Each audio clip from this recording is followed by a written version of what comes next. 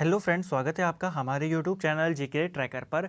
तो देखिए, आज हम इस वीडियो में बात करेंगे उत्तराखंड जीके 100 सीरीज़ का। आज हमारा पार्ट 34वां है। ठीक है, अभी तक 33 पार्ट आ चुके हैं। अगर आपने नहीं देखे हैं तो प्लेलिस्ट में जाके आप उसको देख सकते हैं। तो चलिए इस वीडियो को शुरू करते हैं। पहला क्वेश्चन है, गढ़वाल का शिवाजी किसे कहा जाता है? गढ़वाल का शिवाजी कहा जाता है फतेहपति शाह को। ठीक है, फतेहपति शाह से कुछ महत्वपूर्ण प्रश्न बनते हैं, जैसे आपको पूछा जाएगा कि फतेहपति शाह की संरक्षिका कौन थी? तो कौन थी? महारानी कटौची इनकी संरक्षिका थी। एक और प्रश्न इनसे पूछा जाता है कि किस पंवार राजा के काल को स्वर्णकाल कहा जाता है? तो गढ़वाल का स्वर्णकाल कहा जाता है फतेहपति शाह के काल को। ठीक है, और एक प्रश्न इनसे और पूछा जाता है कि किस पंवार राजा के दरबार में नवरत्न रहते थे? तो सही आंसर है फतेहपति शाह। ठीक है, दूसरा प्रश्न है, किस पंवार शासक की मृत्यु मलेरिया से हुई थी? देखिए, मलेरिया से मरने वाला पंवार शासक था ललित शाह। ठीक है, ललित शाह 1772 में गद्दी पर बैठता है 1780 तक। ठीक है, और इनसे भी दो तीन प्रश्न पूछे जाते हैं। पहला, देखिए आपको ध्यान होगा कि ललित शाह ने ही चंद वंश पर मोहन चंद के खिलाफ युद्ध लड़ा था और मोहन चंद को हराकर वहां पर अपने पुत्र प्रद्युमन शाह को गद्दी पर बैठाया था। ठीक है, तो दो प्रश्न पूछे जाते हैं। पहला, कि इनके साथ मोहनचंद का युद्ध हुआ था, कहाँ हुआ था? तो बगवाली पोखर का युद्ध हुआ था इनके और मोहनचंद के बीच में, जिसमें मोहनचंद हार गया था। दूसरा प्रश्न, इनको कुमाऊं पर आक्रमण का न्योता या निमंत्रण किसने दिया था? तो ललित शाह को कुमाऊं पर आक्रमण का निमंत्रण दिया था हर्षदेव जोशी ने। ठीक है, हर्षदेव जोशी को कुमाऊं का चाणक्य भी कहा जाता है। एक और प्रश्न पूछा जाता है कि ललित शाह ने अपने पुत्र प्रद्युमन शाह को किस चंद राजा का दत्तक पुत्र बनाया था? तो कौन से चंद राजा का बनाया था? तो उस समय जो वहां का राजा था, इनसे पहले मोहनचंद से पहले दीपचंद, तो दीपचंद का दत्तक पुत्र बनाकर इन्होंने अपने पुत्र को गद्दी पर बैठाया था। ठीक है, तो ये प्रश्न इनसे पूछे जाते हैं। अगला है, राष्ट्रीय कांग्रेस की स्थापना के समय कुमाऊं कमिश्नर कौन था? तो देखिए, जब भारतीय राष्ट्रीय कांग्रेस की स्थापना होती है 1885 में, उस वक्त कुमाऊं का कमिश्नर कौन था? जी रॉस उस समय कुमाऊं का कमिश्नर था। ठीक है, कुछ महत्वपूर्ण घटनाएं हैं उस समय कौन था, ये पूछे जा सकते हैं। तो यहाँ पर मैंने सारे एक साथ लिखे हैं। देखिए, स्वदेशी आंदोलन के समय कुमाऊं का कमिश्नर कौन था?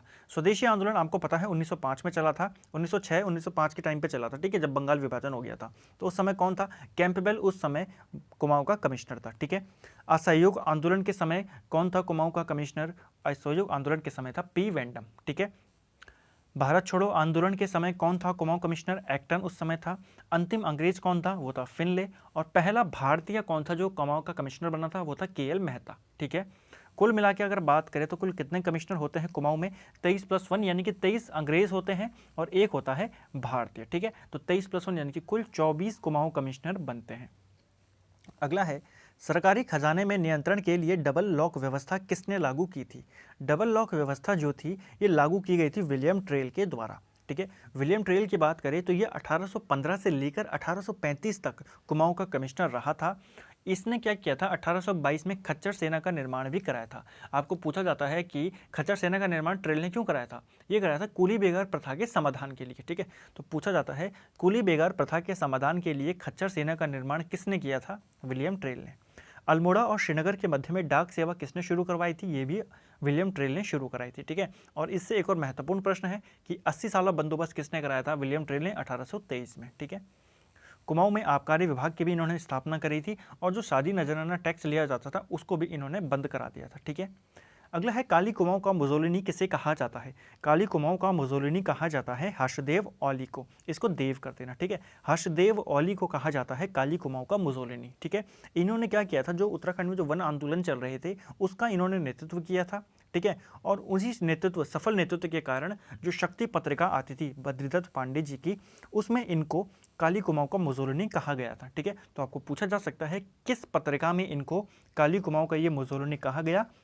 शक्ति पत्रिका में। ठीक है, इनको काली कुमाऊं का शेर भी इनको बोला जाता है। ठीक है, आपने कंफ्यूजन नहीं होना है। हर्षदेव औली और हर्षदेव जोशी ये दो अलग अलग काल के दो अलग अलग व्यक्ति हैं। ठीक है फ्रेंड्स, अगला है, कुमाऊं गवर्नमेंट गार्डन की स्थापना कब की गई थी? तो देखिए, कुमाऊं गवर्नमेंट गार्डन की स्थापना 1909 में की गई थी। गोपेश्वर में जड़ी बूटी शोध एवं विकास संस्थान की स्थापना कब की गई? जड़ी बूटी शोध एवं विकास संस्थान ये कहाँ स्थित है? गोपेश्वर में स्थित है। ठीक है, और 1989 में इसकी स्थापना की गई थी। ठीक है, किस क्रांतिकारी ने देहरादून के फॉरेस्ट रिसर्च इंस्टीट्यूट में एक कर्मचारी के रूप में नौकरी की थी? तो महत्वपूर्ण प्रश्न है। देखिए, रास बिहारी बोस एफआरआई में क्लर्क की पोस्ट पर काम करते थे, यह आपको ध्यान में रखना है। रास बिहारी बोस से दो महत्वपूर्ण प्रश्न बनते हैं। पहला, जो 1907 में कांग्रेस का विभाजन होता है सूरत अधिवेशन में, ठीक है, आपको ध्यान रखना है कांग्रेस का विभाजन पहली बार कब होता है, 1907 में सूरत अधिवेशन में, उसके ये अध्यक्ष होते हैं। दूसरा प्रश्न कि जो लॉर्ड हार्डिंग थे, ठीक है, भारत के वायसराय, उनके ऊपर इन्होंने बम फेंका था। तो आपको पूछा जाता है कि भारत के जो वायसराय थे उस समय लॉर्ड हार्डिंग, उनके ऊपर बम किसने फेंका था, रासबिहारी बोस ने, ठीक है। अगला है बद्रीदत्त पांडे बाल गंगाधर तिलक से पहली बार कब मिले थे। तो प्रथम बार ये कब मिले थे बाल गंगाधर तिलक से, ये मिले थे 1905 के बनारस अधिवेशन में, ठीक है। 1905 में ये बाल गंगाधर तिलक से पहली बार मिले। दूसरी बार ये मिले थे 1916 को जो कांग्रेस का लखनऊ अधिवेशन होता है वहां पर, ठीक है।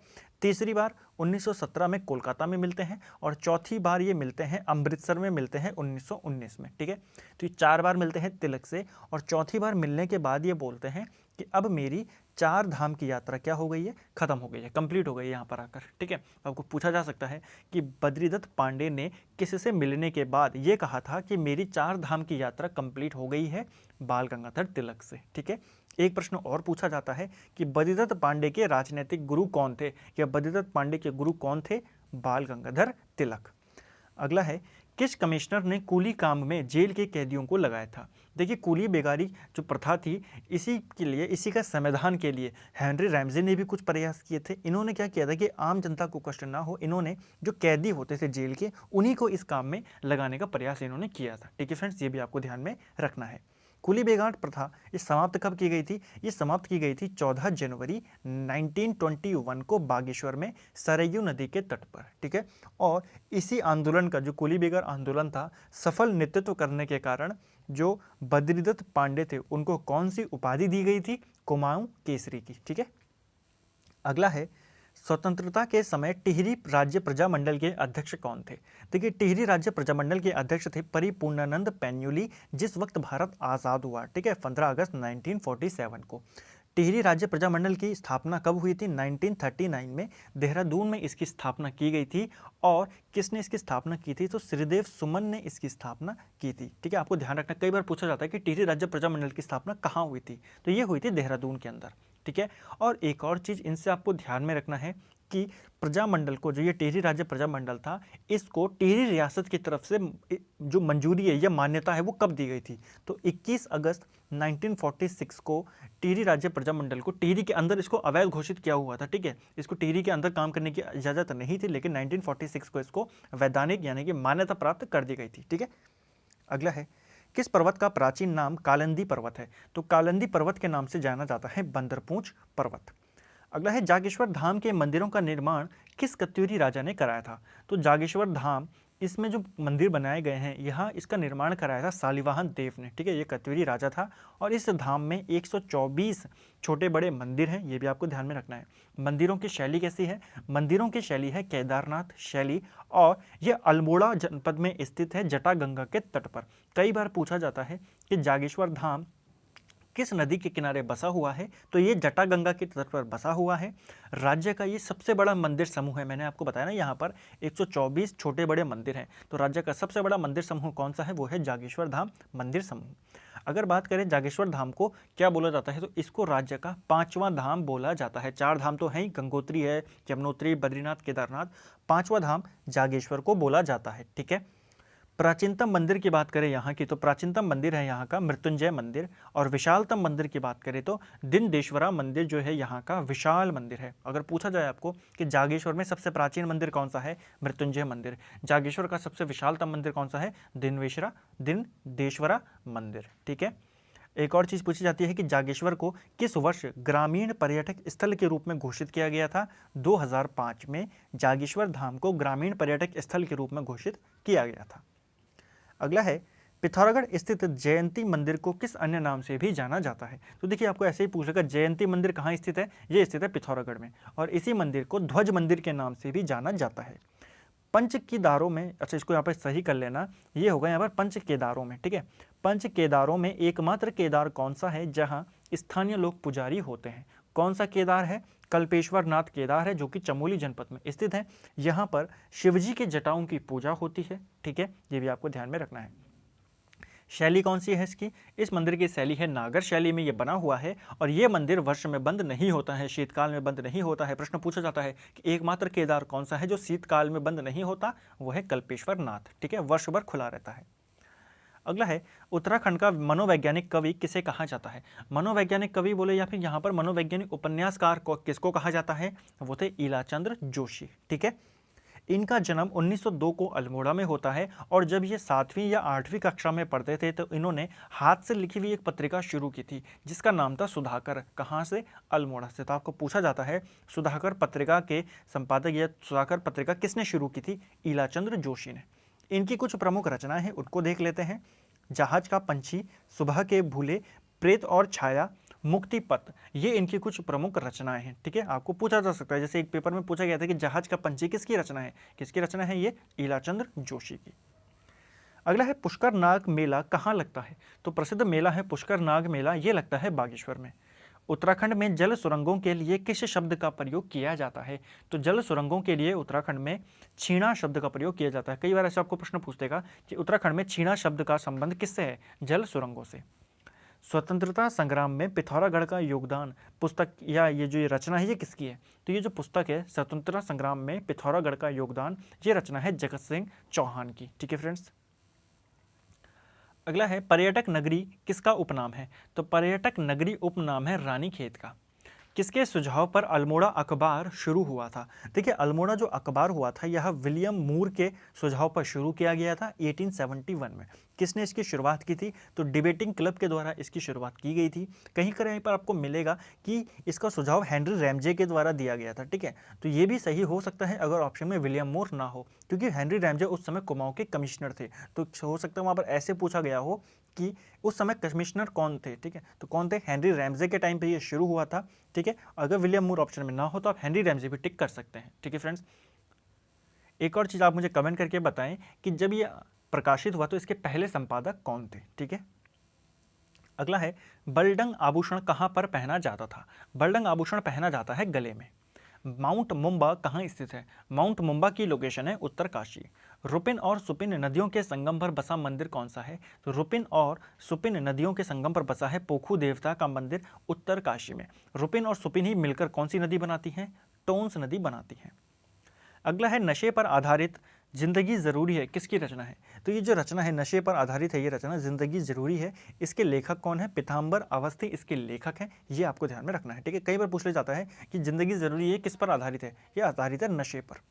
आकाश भजिनी देवी मंदिर कहाँ स्थित है? तो आकाश भजिनी देवी मंदिर ये मडगांव पिथौरागढ़ में स्थित है। टिहरी में परगने को क्या कहा जाता था? तो टिहरी रियासत में परगने को क्या कहा जाता था? ठाणा इसको कहा जाता था। सर्वप्रथम उत्तराखंड की मांग किस वर्ष की गई थी? तो देखिए एक अलग राज्य है, उत्तराखंड की मांग सबसे पहले की गई थी 1897 में, ठीक है। अगला है कत्यूरी काल में तपोवन को क्या कहा जाता था? तो कत्यूरियों के काल में तपोवन को कहा जाता था सुभिक्षपुर के नाम से।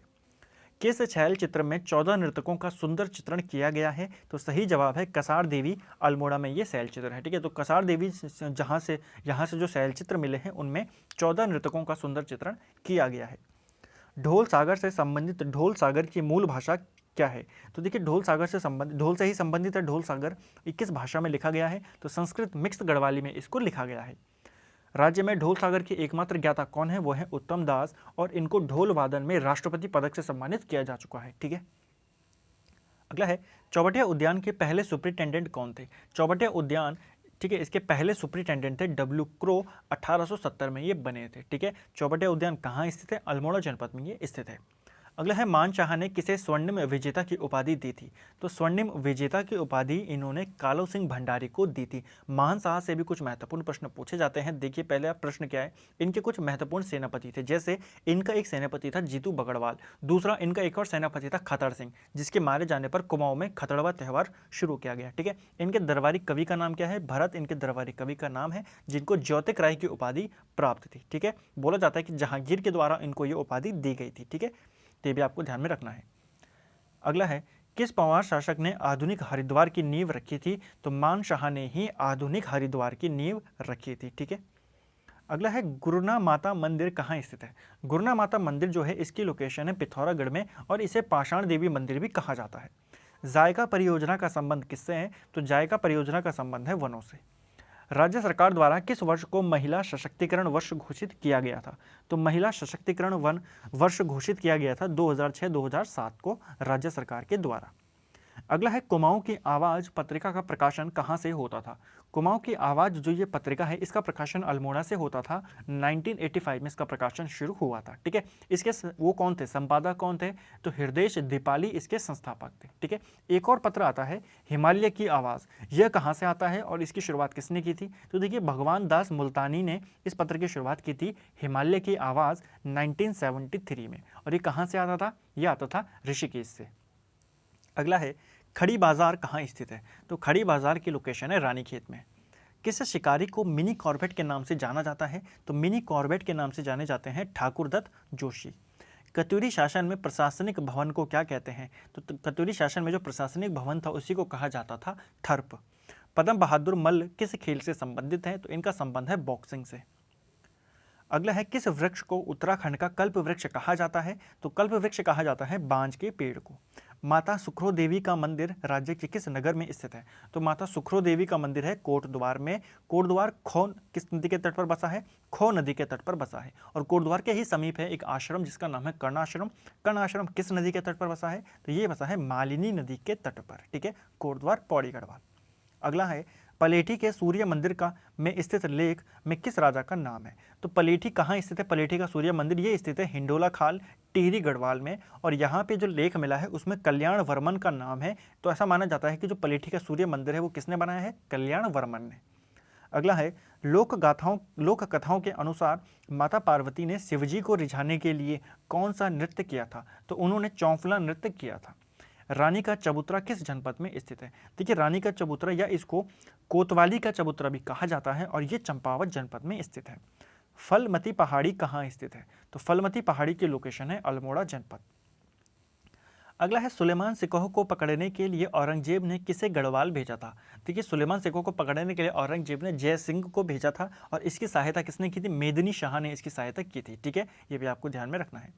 अगला है चंपावत स्थित एक हथिया नौला किसके द्वारा बनाया गया है? तो चंपावत में जो एक हथिया नौला है इसका निर्माण कराया था कस्तूरी ने। कस्तूरी कौन थी? जगन्नाथ मिस्त्री की पुत्री थी। कई बार पूछा जाता है कि चंपावत में एक हथिया नौला निर्माण करने वाली कस्तूरी किसकी पुत्री थी? जगन्नाथ मिस्त्री की।